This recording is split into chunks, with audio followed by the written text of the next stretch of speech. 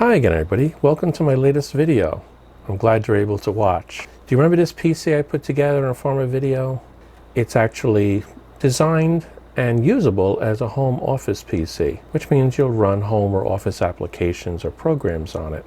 You know, things like Microsoft Office and other types of low impact applications. It'll never be doing any rendering of any videos, it'll never be running any high performance games, but it's usable for the home office purposes. Now it does have some decent looking RGB. I currently have it set to this orange color, sort of look cool.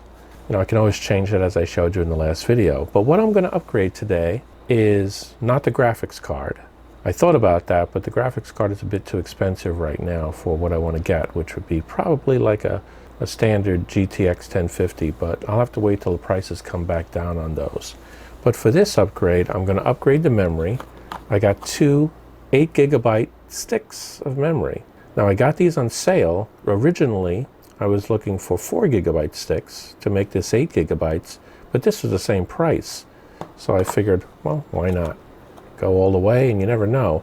I might be able to make some other upgrades in the future where this would pay off. Secondly, I got a 480 GB solid state drive that'll replace the existing disk that's currently drive C in there now. Now, it's not going to go to waste. I'm going to convert that 1 GB hard disk into a data store area. So it'll become my drive D, for example. And then finally, I got the actual adapter. Now this adapter allows us to do the USB 3.0. It has the right genders to do the job. I had to hunt around a little bit for this, but I was able to finally get this. And it has the male version of the 20-pin USB 3.0 motherboard. So this is just like the motherboard connector. And then the cable that the case has is the female, which will plug into this. Now it has two USB 3.0 ports. This case only has one, as I indicated during the case review. I'll have to take a guess initially to see which one it is that'll actually connect up to that front panel. Really can't tell by looking at it in terms of tracing it out. I tried. So we'll try one. If that doesn't work, we'll try the other. But this will give us now USB 3.0 on this case. So if you get something out of this video, if you could do me a favor and at least consider subscribing to my channel, it would be very helpful. And you'll be able to get notices whenever I put new videos up or the next upgrade to this or another computer. Let's get started. Okay, what I've done is I've lighted it down here. I'm going to change the memory first. So these are the existing DIMMs. Let me pull them out. We got to push both sides. This particular motherboard has tabs on both sides. Take out the first one. Take out the second one. Opening those up all the way. And then taking the memory and putting it in those slots. Make sure I'm getting it in the right orientation. So the break is here. This is bigger than that. So it's the wrong way according to these slots. I've got to go in this way. So I'll push this into the slot. I'm going to go straight down until I hear the clicks. 2 clicks. We're good. Try the next one. It's always best to do the memory lying down like this. You try to do it while it's up. It's hard to get it actually to push in properly. Same thing. Got to turn it this way. And let's get it in here. Push down. 2 clicks. And we're done. So that is the memory install. The hard drive install is going to be a little bit trickier. I'm going to have to put another SATA cable in here, move the existing drive that's on the other side of this thing here, and I'll just move this one over just to be sure, so that'll become the second drive. Right now I'll do that. Got to turn around already. Got to flip the cable over. I'm going to have to redo some of that cable management, And this will go into SATA position 2. It should lock into place. And then I'll put another one here, and that's where the SSD drive will go. Okay, I think I have everything I need now to put the hard drive in. Got the hard drive itself, this 480 GB solid state hard drive.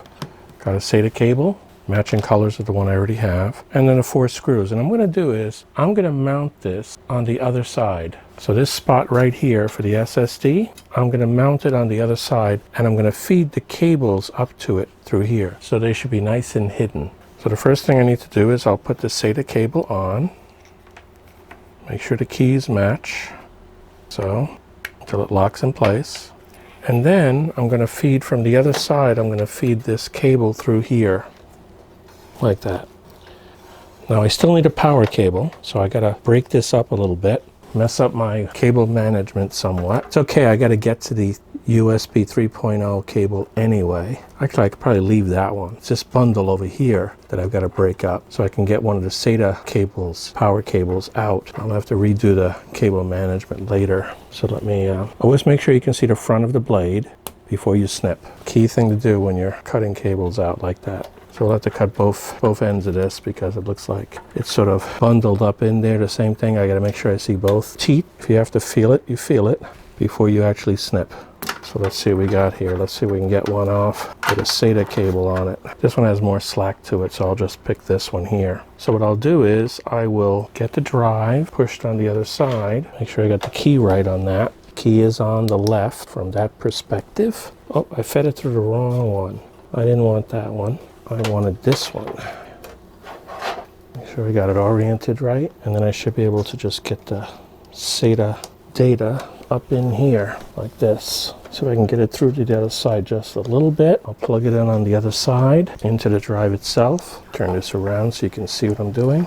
So here's the drive right here. Got to switch positions on these. Make sure that the orientation is right.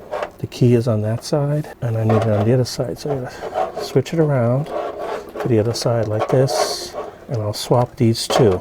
Now what that should do is, that should allow me to now plug this SATA power cable into there until it snaps. Now, when I put this in place and I screw it, the cables are nice and hidden when I screw that down into place like that. So I got the screws. Let me screw this guy in. I see the screws clearly, so that's good. Magnetic screwdriver helps a lot. And that's tight enough. Well, I got to feed this back through so I can get it onto the motherboard. So let me see, is there a nice opening here? Yeah, there's a perfect opening right here. Now this cable here is going to have to be twisted to look nice on the other side. That's okay. And then this one goes, so it has to go this way into there. So I will feed this up into this little hole here, turn it around again, and then all I have to do is take this one here and plug it into this connector. So that becomes the new drive 0, and which would be the new drive C. So at this point we have it together enough for me to transfer all the software over from the existing hard drive that's in here, the 1 terabyte hard drive that I put in, down in here, as you recall. I'll fix all the cable management later. It probably won't be as pretty as it was, but it'll be close. I'll fix that later. No reason to bore everybody with that. And then we should be able to have the drive in there. Before I do that, let me put the other cable in. So what I will do, let me pull out this one here. As you can see, that's a female. This one is a male. Get those two together. And I really don't know which one it is. Let me just randomly pick one, I guess. Eeny, meeny, miny, mo. Let me just throw this one out there.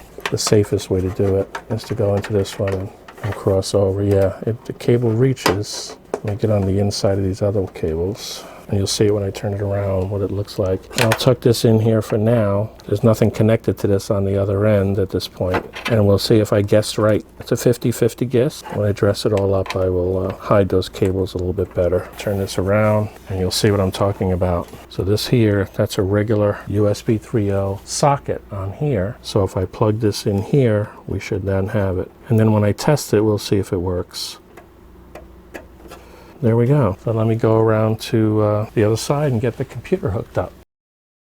Okay, I've booted it up. I went into the BIOS right off the bat to make sure that we're set, because I don't want it to try to boot from either drive at this point, just to see if everything's working. Let's see what we got. Does it show? It shows 16 gigabits of memory, 1333 megahertz, which according to the manual for this motherboard and that CPU, this is the maximum that CPU type can go, 1333 megahertz. Let me still go into advanced mode though. Take a look at that. Let me go into AI Tweaker. Memory frequency is set for auto. I just wanted to double check we weren't set for 1066 like it was originally when I first turned this motherboard on. I'm going to force it at 1333 though.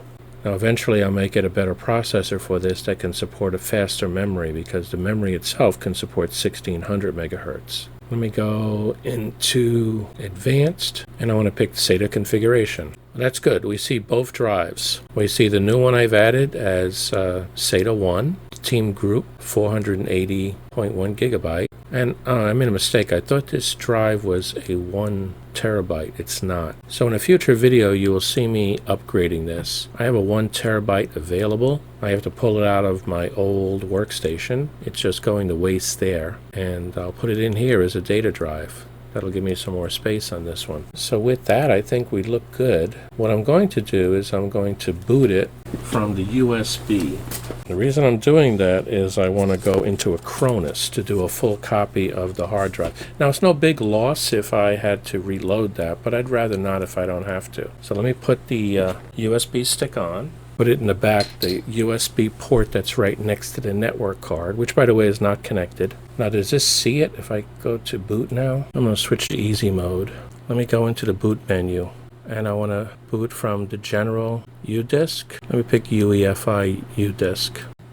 There we are. We're now coming up with Acronis. I will boot into Acronis image, and we will copy the drives over.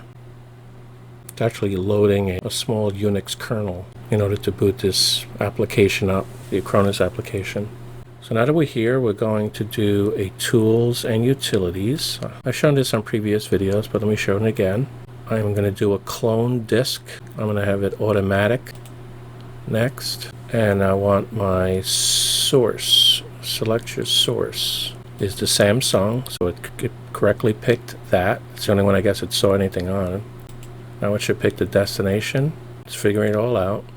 And destination, disk 1. I'm going to tell it disk 1. It sees that it's not initialized. I'm going to say next. The selected disk will be stored as disk layout will remain GPT. That's fine. So it's going to copy over from the current disk 2, which is the hard drive that I have in there, the 500 gig, over to disk 1, which is the SSD. And it should make it exact duplicate. Let's see what happens here. Okay, it says it's copying. I'll zoom ahead here.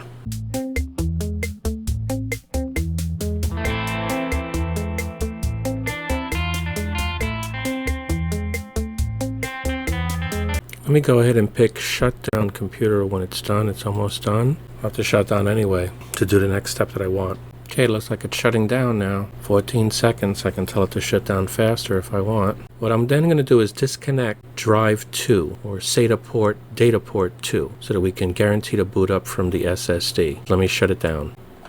So now I'll go and disconnect that SATA port and then I'll power it on again. Okay, it's done, and the reason I'm doing that is just to make sure it boots off the SSD. Let's see what we get now. Hitting power on.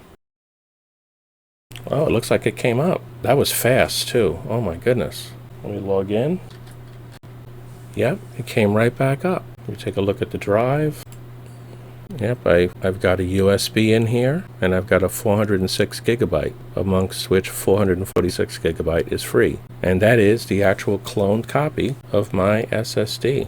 Okay, before I move and shut down one more time to reconnect that, let me take the USB stick out that I have currently back there. I'll take it out safely. Checked. It's now safe to remove it. So now I know my Acronis USB stick is still safe and I can use it again. Didn't want to corrupt it. Let me put a USB into the 3.0 in the front here and see what I get. Let me put the tools, PC tools USB. Did I pick right by putting this? I'll put this on the 3.0 connector on the case. Here's the USB 3.0 port here. It's reading it. I guessed right. So now I should be able to see on the screen here that I can get to it. So now I should be able to see on the screen here that I can get to that drive. And it says PC test. Open it up and those are all my benchmarks. So I picked right, 50-50, and I won. That's great. Let me safely remove that now. Okay, the next thing I want to do is run the performance test. Let me go ahead though and shut down real quick and make sure I boot up from the right drive. I'm going to do a shutdown. I'm going to reinsert the actual SATA 3.0 for the second one. Okay, as you can see, it was disconnected, so I'll reconnect it up here. It's locked in place. I'll go ahead and reboot it.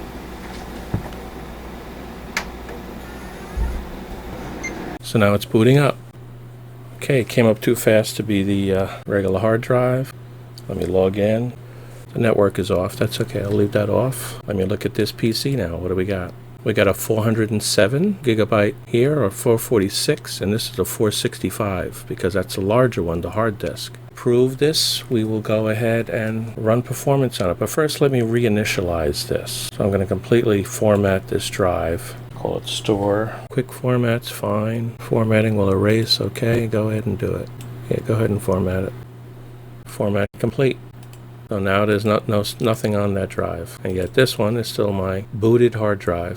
So with that, let me run CrystalDiskMark. I have a folder over here with the tools in it. DiskMark 64, and as you can see, it sees two drives here. It sees a drive C and a drive D. And drive C has 39 gigabytes used. Drive D has nothing. So let's test drive D first, so that we match it up to what it was before, and we'll see what that looks like.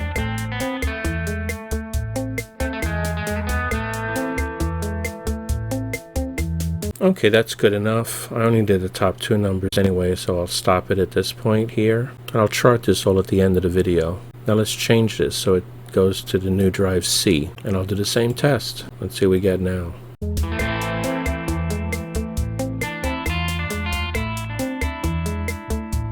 That's good enough. I'll stop it here, and we have a fairly decent bump in performance. It would be nicer with the newer SATA, which would have been about twice that performance, but this is what we got. So let me exit this, and then it's just one more test I want to run, and that's a CineBench. Now I did do CineBench R20 on it recently. I don't think I put it on the last video, but to match it up, since I do have the numbers set for that, let's see if it makes a difference. It may not, but we'll see.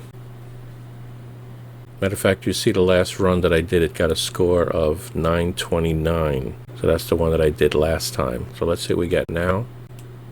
And of course, I'll jump ahead at some point because this can take a long time.